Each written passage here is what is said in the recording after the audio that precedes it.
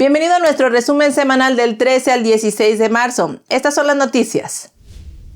Silicon Valley Bank se anuncia en quiebra bancaria. Esto marca la mayor quiebra bancaria desde la recesión del 2008 y además la segunda gran quiebra bancaria en la historia de los Estados Unidos. Los reguladores financieros dijeron que habían cerrado Silicon Valley Bank y habían designado a la Corporación Federal de Seguros de Depósitos, la FDIC por sus siglas en inglés, como síndico de la quiebra para tomar el control de los depósitos de Silicon Valley Bank. Una nueva entidad de la FDIC, llamada Deposit Insurance National Bank of Santa Clara, se hizo cargo de Silicon Valley Bank y transfirió todos los depósitos de Silicon Valley Bank al nuevo banco. Esto es de acuerdo con lo que dijo la FDIC en un comunicado que se emitió el mismo día.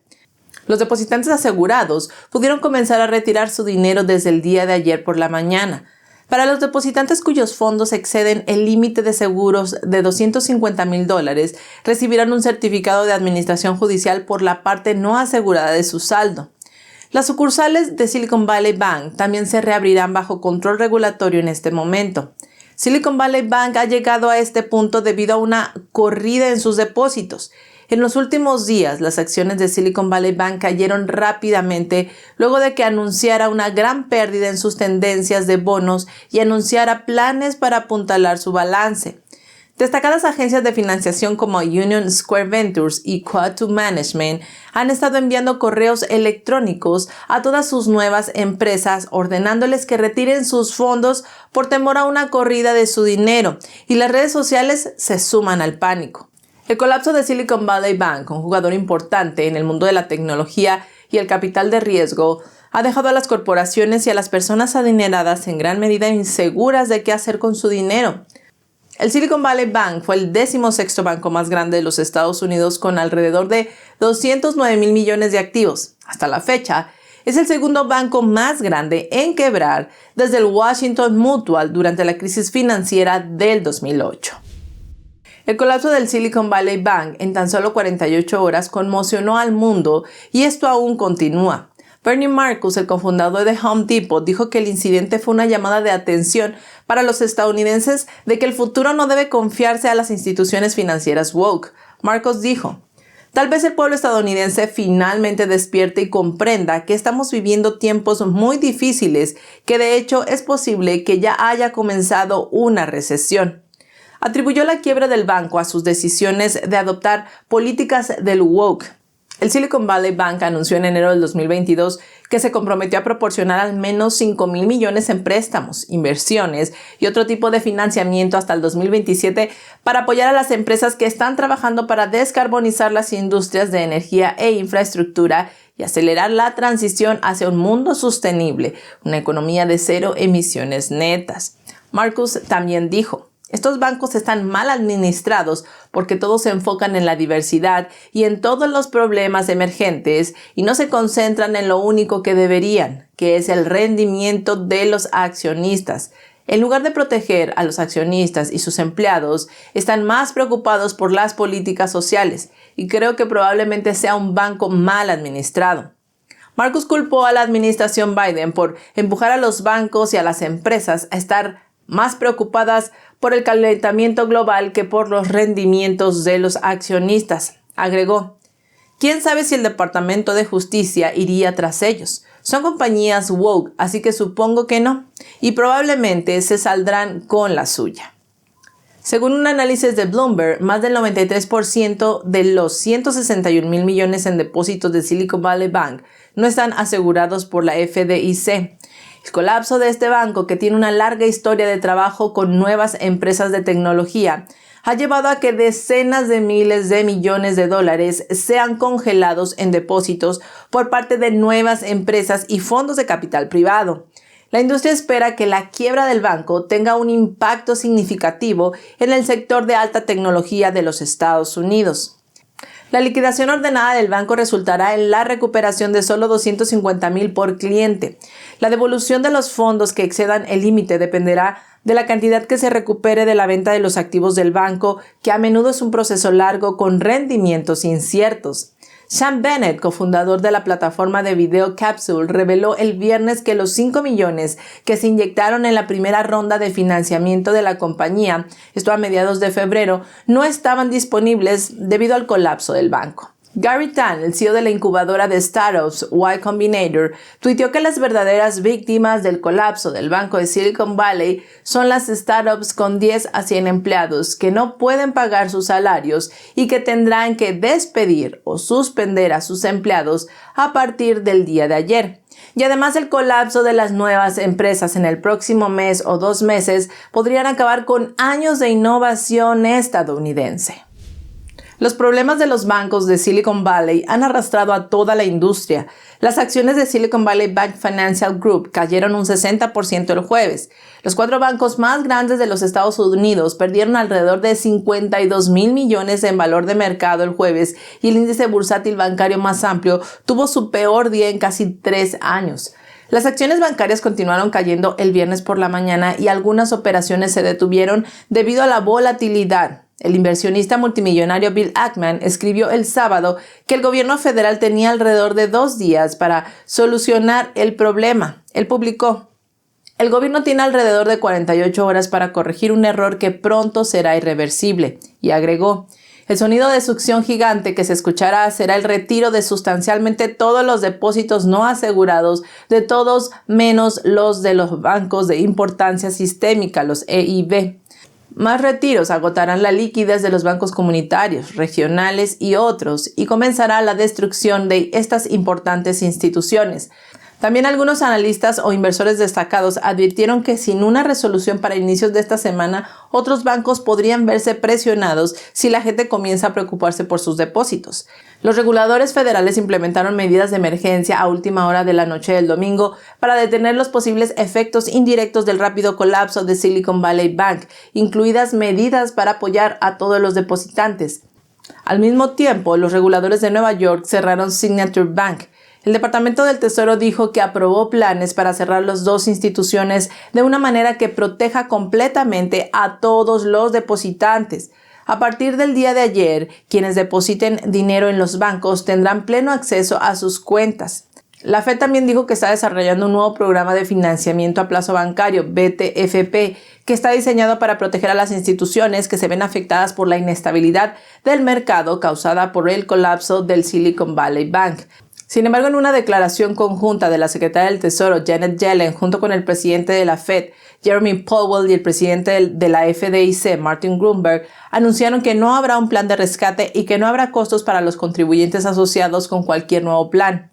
Los accionistas y algunos acreedores no garantizados no estarán protegidos. La línea de crédito de la Reserva Federal otorgará préstamos a bancos asociados de ahorro, uniones de crédito y otras instituciones hasta por 1 año. Aquellos que aprovechen la herramienta deberán proporcionar garantías de alta calidad, como bonos del Tesoro de los Estados Unidos, deuda de agencias y valores respaldadas por hipotecas. El propósito de esta política es mejorar la capacidad del sistema bancario para proteger los depósitos. El Tesoro aportará hasta 25 mil millones de fondos de su Fondo de Estabilización Cambiaria para respaldar el plan de financiamiento. Y escuche esto, el presidente de la Cámara de Representantes, Kevin McCarthy, confirmó en una entrevista con los medios de comunicación que divulgará por completo las imágenes de seguridad grabadas en el Capitolio durante el incidente del 6 de enero del 2021. McCarthy fue entrevistado por Breitbart News la semana pasada y compartió por qué decidió hacer público el metraje.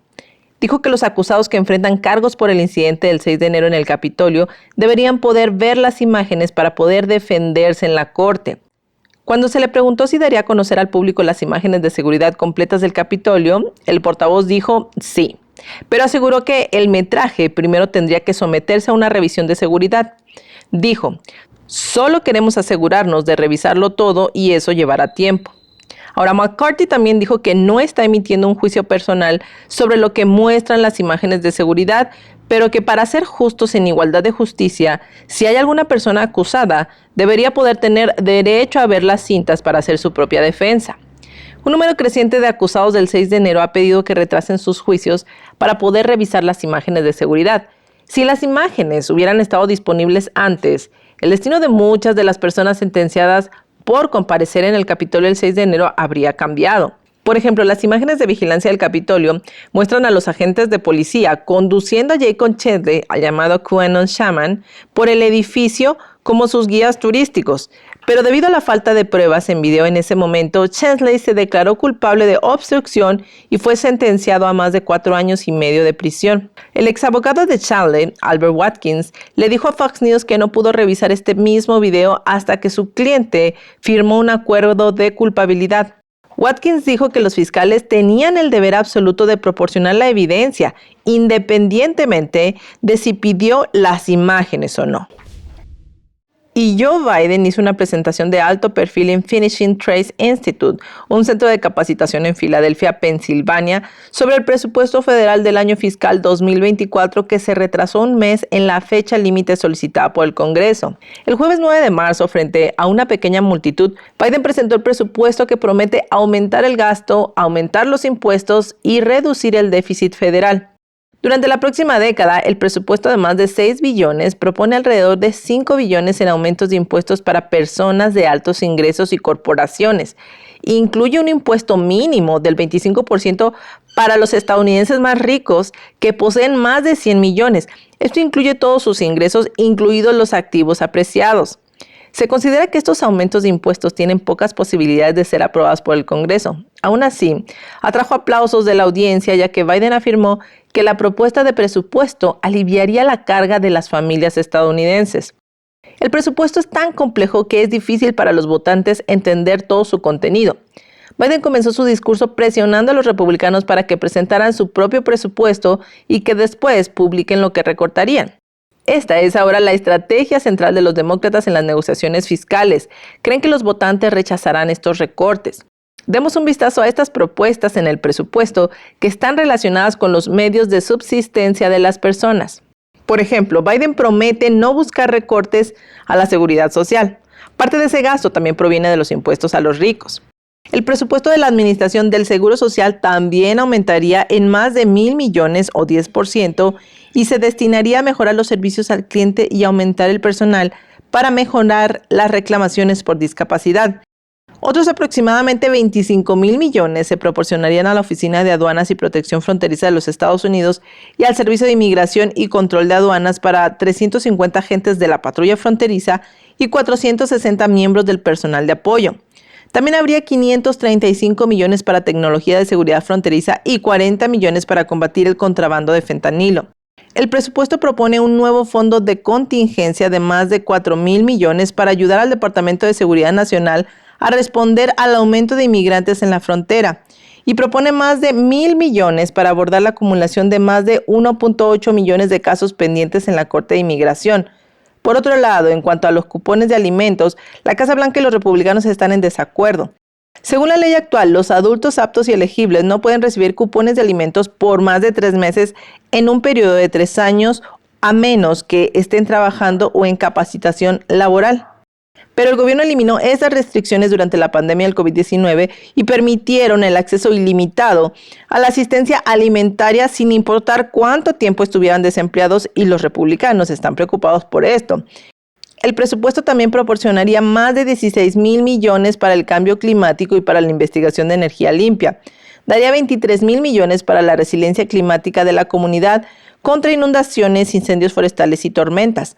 El presupuesto de Biden exige 19,400 millones durante 10 años para diversas estrategias de prevención del delito y 5,000 millones para programas comunitarios para combatir la violencia. Biden enfatizó que no recortaría los fondos para los departamentos de policía y que ayudaría a los departamentos de policía locales a reclutar oficiales con el objetivo de agregar 100,000 oficiales a las calles. Los principales republicanos en la Cámara y el Senado han sido implacables en sus críticas al plan presupuestario de la Casa Blanca. Dicen que mantiene lo que ven como niveles insostenibles de gasto y deuda que atribuyen a un énfasis excesivo en políticas de izquierda. Kevin McCarthy aclaró que pretende insistir en que la Casa Blanca realice importantes recortes de gastos antes de considerar permitir un aumento en el límite de la deuda federal. El senador Joe Manchin, un demócrata moderado, también pidió a Biden y a los líderes del Congreso que trabajen juntos para elaborar un presupuesto real que reduzca el gasto. El 9 de marzo, la Cámara aprobó un proyecto de ley que prohíbe al gobierno federal, en connivencia con las Big Tech, censurar el discurso lícito. El proyecto de ley, que fue aprobado 219 votos a 206 votos, fue presentado por el representante James Comer, presidente del Comité de Supervisión de la Cámara. Según el proyecto de ley, los empleados públicos federales, excepto el presidente y el vicepresidente, tienen prohibido participar en ciertos actos políticos, incluidas las campañas. Si bien muchos demócratas ya se oponen al proyecto de ley, es probable que sea rechazado al llegar al Senado. Antes de la votación, el representante demócrata Greg Glassman acusó a los partidarios del proyecto de ley de promover la voluntad y la propaganda de Putin. De manera similar, el representante James Raskin, miembro de mayor rango del Comité de Supervisión de la Cámara, lo llamó la ley de protección de Putin. Y bueno, el representante Dan Goldman también calificó el proyecto de ley como una completa pérdida de tiempo y completamente innecesaria. Sin embargo, los partidarios del proyecto de ley denunciaron cómo el gobierno y las grandes tecnologías están trabajando juntos, silenciando las voces conservadoras como parte de su ataque a la libertad de expresión. El representante Glenn Grotman se refirió a la censura de Twitter de la historia de la computadora de Hunter Biden, que se dio a solo unas semanas antes de las elecciones del 2020, como un claro ejemplo del ataque del gobierno y las grandes tecnológicas a la libertad de expresión. Este proyecto de ley fue presentado después del lanzamiento de los Twitter Files por parte de Matt Taibbi, a pedido de Elon Musk. Algunos de los archivos de Twitter revelaron colusión entre el gobierno y las grandes tecnológicas. Según Taibbi, el 16 de diciembre, la colusión entre el FBI y Twitter fue constante y generalizada, como si fuera una subsidiaria. Taibbi señaló que entre enero del 2020 y noviembre del 2022 hubo más de 150 correos electrónicos entre el FBI y el ex jefe de confianza y seguridad de Twitter, Jill Roth. Si bien algunos de estos correos electrónicos supuestamente contenían desinformación electoral, el FBI entregó cuentas de Twitter sugeridas que podrían haber violado los términos de servicio de Twitter. Sin embargo, el FBI desestimó las acusaciones y las calificó como obra de teóricos de conspiración. Trump asegura que DeSantis es un rhino y lo llamó discípulo de Paul Ryan. Durante un discurso de su campaña el 13 de marzo en Davenport, Iowa, el expresidente Donald Trump decidió lanzarle algunos ataques al gobernador de Florida. DeSantis se había presentado días atrás en la misma ciudad. Dio un discurso que algunos consideraron como el preludio para su campaña a la presidencia para el 2024. Frente a una acalorada multitud, Trump dijo que la gente está empezando a analizar el historial de DeSantis como congresista y que seguramente no les debe de estar gustando lo que están encontrando. Aseguró que esta sería una de las razones por la que Trump está subiendo en las encuestas. Y en efecto, Trump ha estado por encima de DeSantis en las encuestas a nivel nacional del Real Clear Politics, con un margen de 14.7 puntos en el promedio. Trump recordó cómo DeSantis sirvió en el Congreso por 5 años antes de convertirse en gobernador de Florida y agregó que durante ese tiempo DeSantis se alineó con políticos rhino, asegurando que el gobernador de Florida era un discípulo de Paul Ryan, que es un rhino perdedor, como lo llamó Trump. Trump agregó que Ryan está destruyendo actualmente a Fox News, donde es miembro del consejo. Hasta el momento, DeSantis no ha dicho si se postulará para el 2024. Sin embargo, sus apariciones por todo el país están dando el mensaje de que es probable que sí busque la nominación presidencial republicana para el próximo año. A inicios de la semana, la administración Biden aprobó un proyecto masivo de extracción de petróleo en Willow, Alaska. Esto permitirá que el gigante petrolero ConocoPhillips continúe con el proyecto de 30 años e impulse proyectos más pequeños.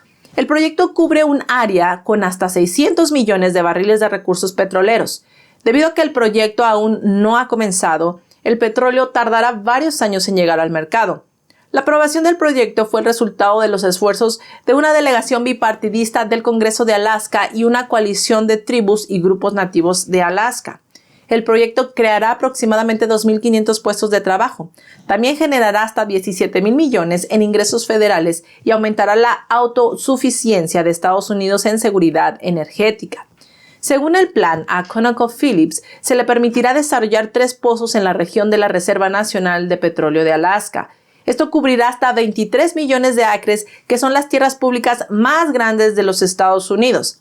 La aprobación de Biden de este proyecto, del proyecto Willow, es una decisión poco común en lo que respecta a temas relacionados con la energía. En las últimas semanas, la administración Biden había considerado reducir la cantidad de plataformas aprobadas a solo 2 plataformas, pero las delegaciones bipartidistas del Congreso, los de ConocoPhillips y de Alaska, estuvieron presionando activamente durante meses a la Casa Blanca y al Departamento del Interior para que aprobaran estos 3 pozos, ya que con solo 2 sitios de pozos, el plan de $8,000 millones no sería económicamente viable. Y al final la administración Biden cedió. Y cedieron no porque cambiaron sus políticas energéticas de extrema izquierda, sino porque no tenían otra opción. Al final la administración sintió que estaban legalmente obligados y que tenían pocas opciones para cancelar o reducir significativamente el proyecto. Por supuesto, el proyecto fue aprobado originalmente por la administración Trump. No obstante, el alcance final del proyecto será de 68,000 acres, que es menos de lo que ConocoPhillips había buscado originalmente. La aprobación del proyecto Willow se produce a la par del anuncio de Biden del domingo, donde dijo que el futuro arrendamiento de petróleo y gas se prohibirá en todo el océano Ártico de los Estados Unidos. Se espera que pronto se anuncien las nuevas reglas que prohíben la perforación en más de 13 millones de acres en la Reserva Nacional de Petróleo Federal en Alaska. Y escuchen esto, el líder del PSC, Xi Jinping, planea reunirse con el presidente ruso Vladimir Putin en Rusia posiblemente la próxima semana. Luego, planea realizar una videoconferencia con el presidente ucraniano Zelensky, que sería el primer encuentro desde el estallido de la guerra en Ucrania. Además de Rusia, Xi Jinping está considerando visitar otros países europeos como parte de su viaje, pero su itinerario completo aún no ha sido confirmado. El portavoz del Kremlin, Dmitry Peskov, dijo a los periodistas en Moscú: por lo general, el anuncio de visitas oficiales al extranjero se realiza simultáneamente con el consentimiento de ambas partes. En una reunión del mes pasado con el principal diplomático chino Wang Yi, Putin dijo que Xi Jinping había accedido a visitar Rusia. Xi y Zelensky planean mantener una conversación por video, pero aún no se ha fijado una fecha para su conversación donde se discutirán temas que hasta el momento no se han hecho públicos. La videoconferencia de Xi con Zelensky probablemente seguirá a su visita a Moscú de la próxima semana, en donde se espera que se reúna con el presidente ruso Vladimir Putin. La visita de Xi Jinping a Rusia será un gran problema para Putin. Rusia depende de China para comprar el petróleo y el gas que ya no se puede vender en Europa. Pero si la visita de Xi coincide con una reunión por video con Zelensky, entonces podría ser un cambio aún mayor para Ucrania. Ucrania quiere que Beijing permanezca neutral en lugar de apoyar firmemente a Moscú. No hay duda de que esto es parte del esfuerzo de Beijing por expandir su influencia a nivel internacional. Habiendo reconciliado con éxito a Arabia Saudita e Irán, Xi también quiere sofocar la guerra entre Ucrania y Rusia. El Partido Comunista dio a conocer un plan de paz propuesto en febrero que fue recibido con escepticismo en Occidente. El poco característico plan de paz fue elogiado en Moscú y Zelensky lo recibió con cautela. Mientras tanto, la aparentemente fuerte alianza entre Estados Unidos y Ucrania se está desmoronando lentamente debido a las pequeñas grietas que están apareciendo por los dos lados. 10 funcionarios estadounidenses, legisladores y expertos señalaron que la administración Biden se había comprometido previamente a apoyar a Ucrania por el tiempo que el Kiev lo necesitara. Sin embargo, con la continuación de la guerra entre Rusia y Ucrania durante más de un año, existen diferencias cada vez mayores entre las dos partes sobre los objetivos de la guerra y también sobre cómo y cuándo terminar el conflicto. El representante Michael McCaul, presidente del Comité de Asuntos Exteriores de la Cámara de Representantes, dijo que la administración no tiene un objetivo político claro ni una meta clara. Él dijo: ¿es acaso para alargar esto, que es precisamente lo que quiere Vladimir Putin? Y agregó: ¿es darle solo lo necesario para sobrevivir y no para ganar? No veo una política para la victoria en este momento, y si no tenemos eso, ¿qué estamos haciendo? En estos momentos, la defensa mortal de Bakhmut, la explosión del gasoducto Nord Stream y la insistencia de Kiev en la reactivación de Crimea son 3 temas que se han convertido en crecientes focos de tensión entre los Estados Unidos y Ucrania. A Washington le preocupa que las fuerzas ucranianas hayan gastado demasiado mano de obra y municiones en Bakhmut, lo que podría socavar aún más su capacidad para lanzar una contraofensiva en la primavera. Pero a Kiev no le importa nada de la opinión de Washington. Además, la inteligencia estadounidense ha deducido que los grupos pro-ucranianos están detrás del sabotaje del 2022 del gasoducto Nord Stream. Por su parte, Zelensky y su personal han dicho que no estuvieron involucrados en el sabotaje. Aún así, la administración Biden transmitió a Kiev que no tolerará actos específicos de violencia fuera de Ucrania. Además, aunque Estados Unidos ha enviado la mayor parte de sus armas y equipos al frente, Kiev siempre está planificando el próximo envío de ayuda militar. Dos funcionarios de la Casa Blanca revelaron que ha habido quejas sobre las demandas continuas de Kiev y el hecho de que Zelensky a veces no muestra la gratitud adecuada. Sin embargo, hasta el momento no se sabe cómo se pondrá fin al conflicto, ya que las dos partes involucradas siguen sin moverse de lo que desean obtener. Por ejemplo, Zelensky no está dispuesto a entablar conversaciones de paz con Rusia sin antes recuperar todos los territorios, incluida Crimea, lo que ha llevado a Washington a creer que la guerra continuará.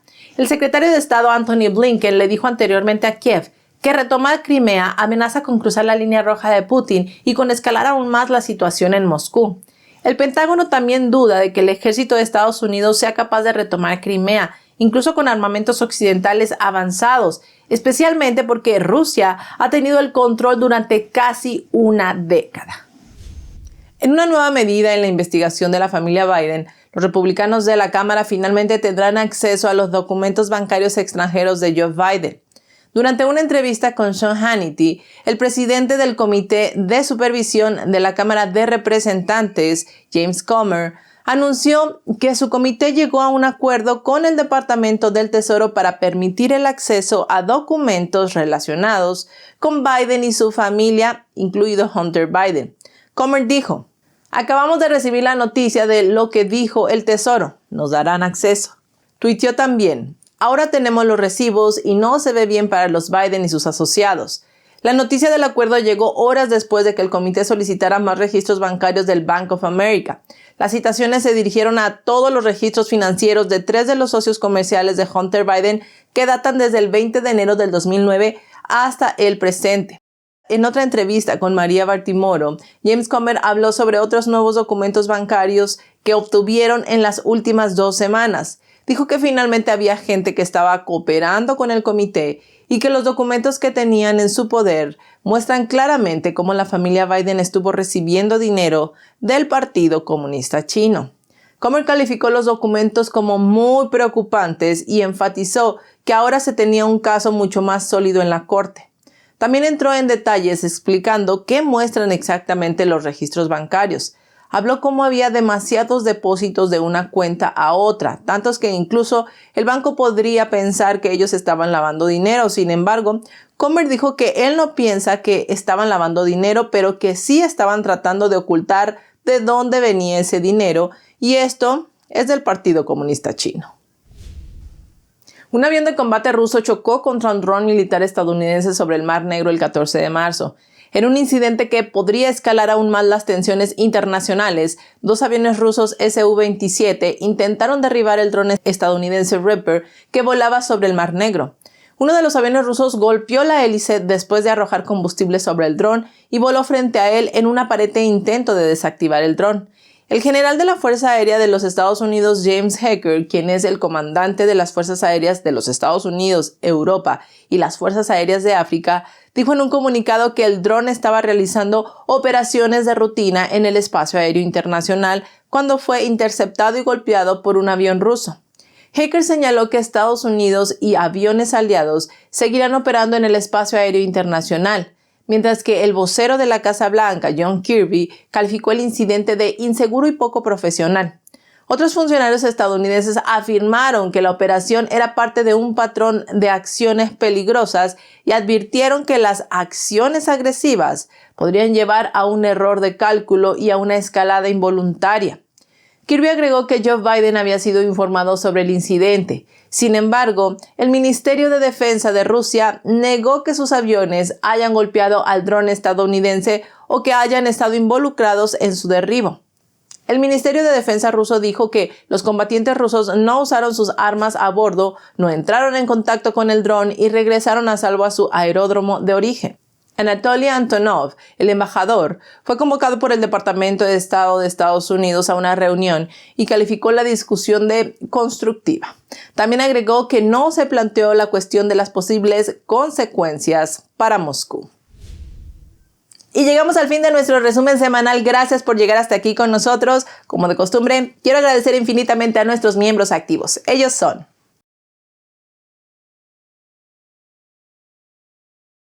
gracias por ser parte de esta maravillosa familia. Y si tú quieres unirte al canal, es muy sencillo. Es cliqueando el botón de allá abajo que dice Join o Unirse. Otra manera de apoyar al proyecto también es muy sencilla. Es dándole me gusta a la misión de hoy y suscribiéndote a nuestro canal. Que tengas una excelente noche, que tengas un excelente fin de semana. Y recuerda, sigamos en búsqueda de la verdad.